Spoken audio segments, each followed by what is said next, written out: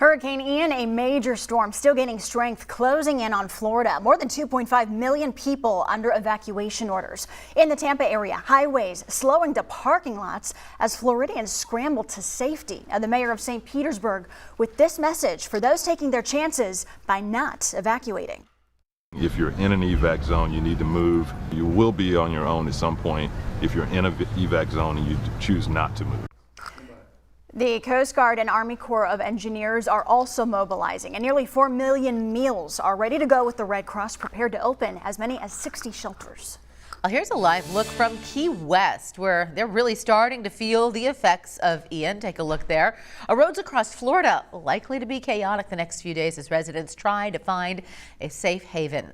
And we are Iowa's most accurate forecast. Taylor, we talked yesterday about how what we're seeing behind you it's having a role in our weather as well. Yeah, it is affecting us to some extent. We're going to see some certainly some chilly weather overnight tonight due to kind of the pattern stalling and keeping things rather quiet here locally. But let's talk about Ian for a moment. We currently have wind gusts up to 63 miles per hour in Key West, so really starting to feel the effects in southwest and south central parts of Florida. We've had a couple of tornadoes reported in south central Florida today as well. So here is the latest. It's a Category 3 storm, 120 mile per hour maximum sustained winds, gusts up to 150 miles per hour.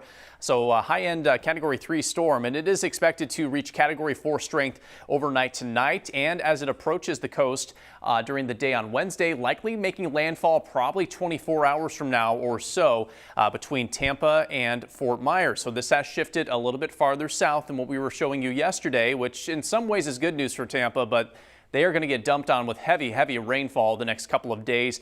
There is certainly a possibility that a good chunk of central Florida sees over a foot of rain, maybe isolated totals up to 2 feet of rain because the system moving so slowly across that area. Storm surge is going to be at its worst from about Sarasota, Florida down to around Fort Myers. So not as bad as we had feared in Tampa Bay, but still could be pretty nasty for a good chunk of the Gulf Coast of Florida. We'll bring in meteorologist Dave Downey now for more on what they are anticipating over there. And Dave, a lot to consider with this storm. Yeah, and you talked about that storm surge there. The Gulf side of Florida is extremely vulnerable for storm surge, much more dangerous there on the west coast versus the east coast. That's because of how the seafloor slopes, a lot more of a shallow slope on the west coast, which makes that water easier to push for the hurricane. The clock definitely ticking in the Sunshine State as residents continue to gather supplies, ready to ride out Ian. If they haven't yet evacuated, in this Tampa County, residents are waiting more than an hour just to fill up sandbags. That's just outside Tampa Bay there. They're taking sand from local beaches. Look at this shot from Key West. Ahead of the storm, FEMA is sending search and rescue teams. Time quickly running out before landfall. The Gonzalez family of Tampa Bay boarding up their home before they're going to get out. Time to maybe put up the plywood. We got sandbags and all kinds of anti-flooding devices that we're going to set up here in a little while.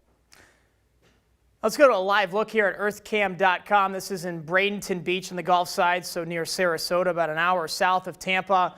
Very quiet there tonight. There are some clouds definitely building there from the outflow of Hurricane Ian, but this is, of course, just the calm before the storm. The beach completely empty.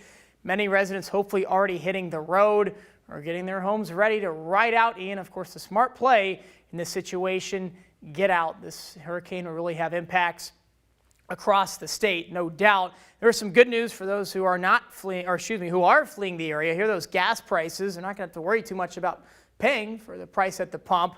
$3.40 in Tampa Bay.